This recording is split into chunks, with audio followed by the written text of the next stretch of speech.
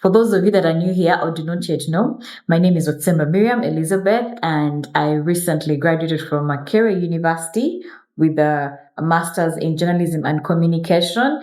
My course was 2 years and I was a self-paying student. The experience that I had made me think, oh my God, I wish there was a place I had gone to research. Maybe if I just Googled and seen a video that is relevant to me as a young adult in Uganda, self-paying student, I think maybe it would have prepared me somewhere for the journey that I was embarking on.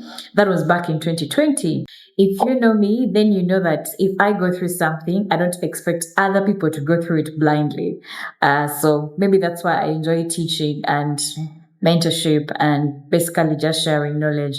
So here are 7 lessons that I learned from my journey, and I hope that they can make your journey easier or prepare you a bit better mentally and psychologically if you're planning to embark on a master's degree journey as a self-paying young adult in Uganda or East Africa. Maybe even Africa, it could be relevant. So the first lesson is the most obvious, which is your research topic. From my experience, I realized that this is something that people stress about a lot, From before you apply, you're already thinking about what would my research project be about? What will it be about?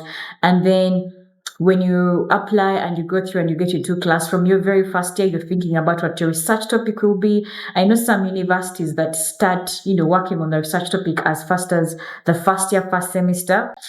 And the biggest lesson I learned is your research topic does not have to be so far-fetched. It doesn't have to be so far from who you are, from your passions, the things that you love, the essence of who you are, the things that make you you. What are the things that you love to do? What are the things that your friends have told you love to do? Sometimes when you go to do your master's, you've had some experience in the field as a working person. What are those things that you find yourself inclined to?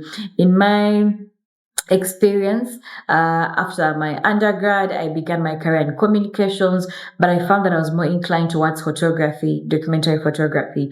So for my master's project, I actually did suggest to my supervisor that I'd love to do something that involves using photography.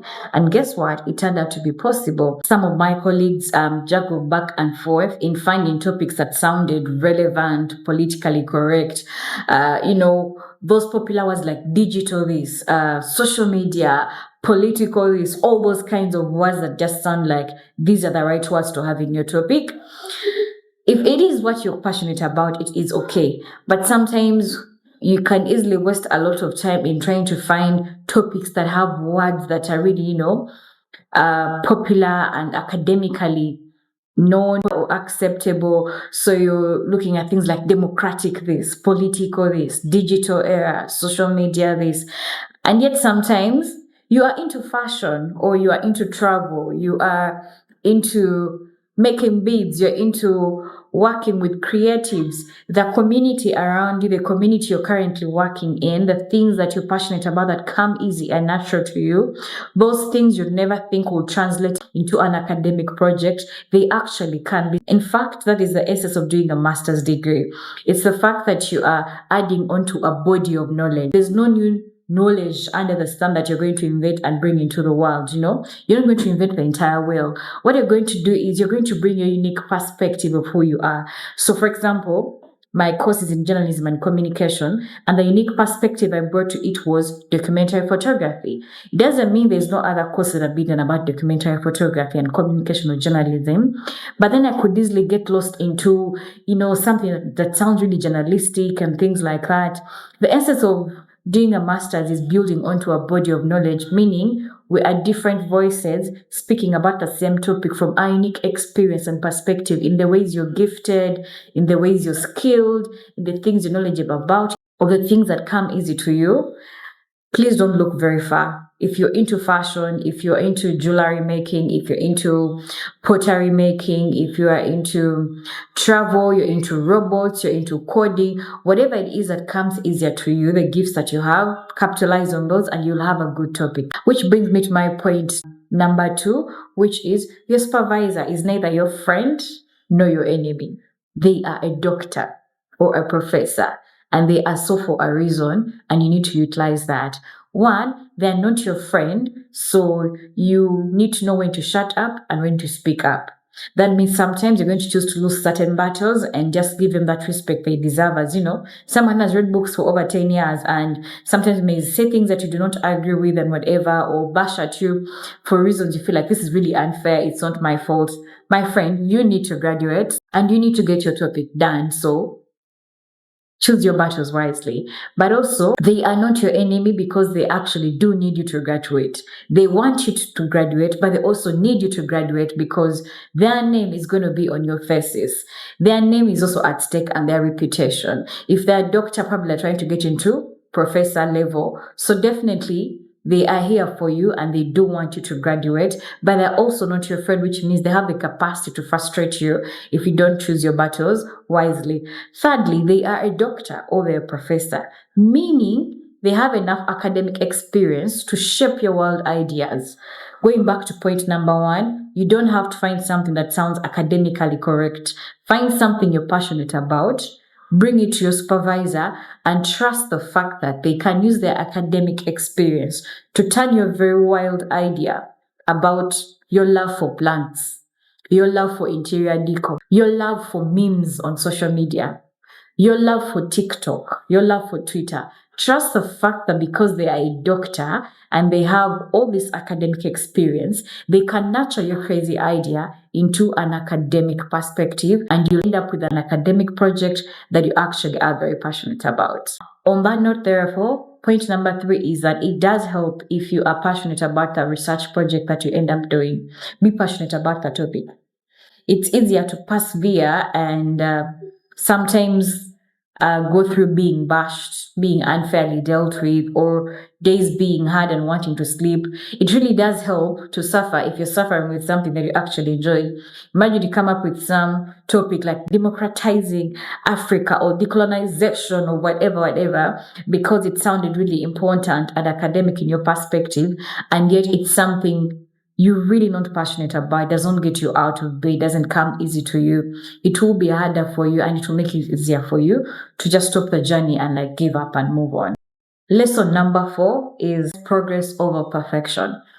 What matters is progressing. I made the mistake of wanting to have the perfect thing before I submitted, or wanting to get the perfect time, the perfect moment, because as a young adult, you are juggling social life, work life, then now school life, but also you're being your own parent, so you have to raise the money to pay for your own tuition, but then you're also a leader in different aspects of your life, because in my life, I had worked for quite a bit before I went back to my master's degree. So as a leader in some places, in professional circles or in church circles, so you have all these things that you're juggling, and then you feel like you're going to have a perfect moment to write the perfect paragraph, or you end up going beyond the deadline that your supervisor gave you because you're still trying to get that chapter to be perfect. Put those words together on paper. In addition to that is write something every day. Write something every day. If you go to your supervisor and then they tell you, so now go write chapter 1 and you have 4 weeks to write it, please write something every day. Even if you write one imperfect paragraph, write something every day. What that helps you with is it's going to keep your topic fresh in your mind. You will not forget your topic, because when you go back and keep the work and wait for the perfect moment when you're going to have like 6 hours to sit down, by the time you sit down, you're going to spend like the first 2-3 of those hours trying to remember where you stopped, what your topic is about. Like, you will be stressed and discouraged from actually revisiting your work, because every time you think about it, you don't really recall where you stopped. You're like, I don't know where I stopped, because it's been like 3 weeks without you looking at your work. So it's going to actually be a bigger hurdle for you to get it done. But if you just listen and say, I write something every day, it means by the time you go to bed, you know you stopped at this paragraph. You wake up in the morning, ready to write something, and then it's harder to forget because you have short spans and you're checking on your work in regular intervals. So progress over perfection in terms of do something every day, put a little building block, even if you write just one paragraph, but it was thought through, things like that.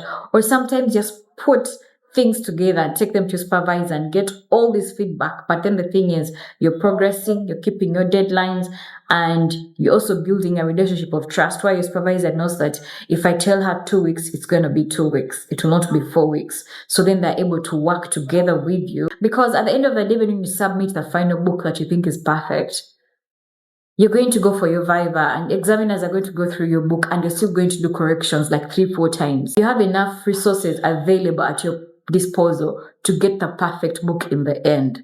What you do not have at your disposal is time for perfection, but you do have time for progress and you do have resources in terms of brains that the university avails for you through your supervisors and examiners to help you get the perfect thing in the end. Your part is to keep the progress and keep the momentum. The perfection, you have a lot of help around you, professional help that is actually going to help you perfect your ideas. So point number 5 relates to point number 4, which is about progress, not perfection. But this one is in terms of finances. If you are a self-paying student, again, progress over perfection. Get your 500,000 shillings and go deposit it on your student account. Get your 200,000 shillings and go deposit on your student account. You have 2 years for this master's, so you could give yourself a payment plan from the beginning of your first year and say every month, I'm going to deposit 500,000 on my account or 300,000, depending on what your income flow is like. Because if your master's is 2 years, you could come through and find out that for all the 2 years, all you need is just 10 million Uganda shillings. It sounds like a big figure, but the thing is, at the end of 2 years, you might have most likely had 10 million go through your hands and done nothing with it.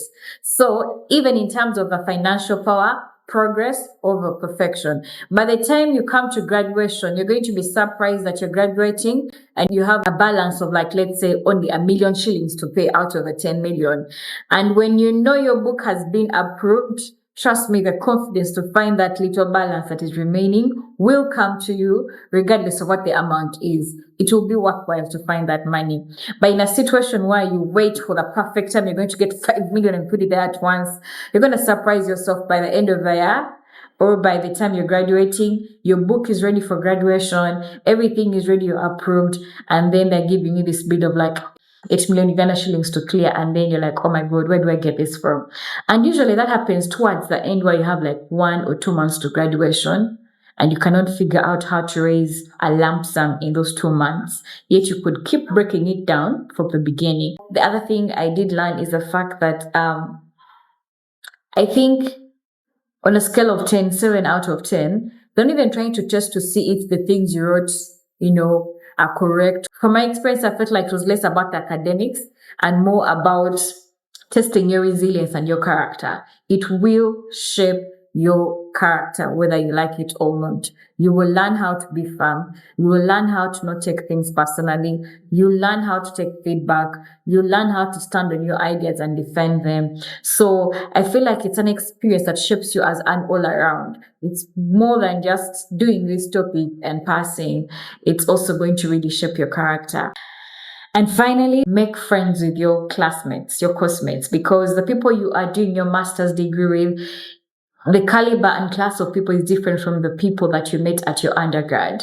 In your master's class, you are sitting with employers, you're sitting with employees, with business owners, you're sitting with leaders in industries, and most likely it's in the industry that you're interested in. So for example, in my comms class, I'm still in class with PR professionals, with communication officers, with people who actually procure documentary services that I do. So smell the coffee around you, see the value of the people in your class and maintain a relationship with them. But while you make those relationships, also be aware of the fact that you come from different backgrounds and realities. They might have the money and the time, and you might not have the same privileges. So while you keep these friendships and relationships with the people in your class, also know your truth and stick to it. I hope this was helpful for you if you're planning to embark on your master's degree program. It's a long journey. It can be lonely, but it is very possible. It's very doable. Thousands and millions of people around the world have done it. It just happens to be that the contexts differ. If you're doing your master's in Uganda as a self-paying student, the dynamics are very different from someone who, let's say, gets a scholarship and they're doing their master's from Europe or from USA. Their master's is like just 1 year. So they're basically being paid to be a student. Their dynamics are very different from your dynamics as a young adult who is self-paying in Uganda, and trying to do your master's, which is like 2 years, could end up being 3-4 years. So in this dynamic, it's very easy for the journey to become stressful, to be draining for your mental health. So it's important for you to find some help, and I hope this can somehow help you in one way or the other to not feel so lonely on your journey. This is a bonus. Please do take care of your mental health. The stress can be very real. The depression can actually slip in because your supervisor is going to be tough on you because they want to get the best out of you. It's like refining gold, and it has to go through fire because they're trying to get a whole book out of you, out of an idea that you just had. Please do not take the comments or the words that you get from your supervisors. Do not take them personally. Take them professionally. Pick the knowledge that is working for you. And also remember to be firm, because you know what you're interested in. Their part as a supervisor is to help you give direction to your ideas, not for them to give you their own idea and turn you into who they want or what they want. So you have to be firm. So they are neither your friend, neither are they your enemy, but they are a doctor, and they're helping you become a master in your craft. So own your ideas, present them to your supervisor in confidence, and give them the room to give you feedback and also direction for your ideas. But do not take any other comments personally. Everything is strictly professional and academic. And you're not the only one who is having a hard time with your supervisor or with your thesis or with your master's. Everyone is stressed, and it eventually ends. Let me know if this was helpful, and if you have any other ideas or lessons on how someone can best prepare for their master's journey, especially as a self-paying student in the global south in Uganda, please feel free to share in the comments. Until next time, see you. Bye.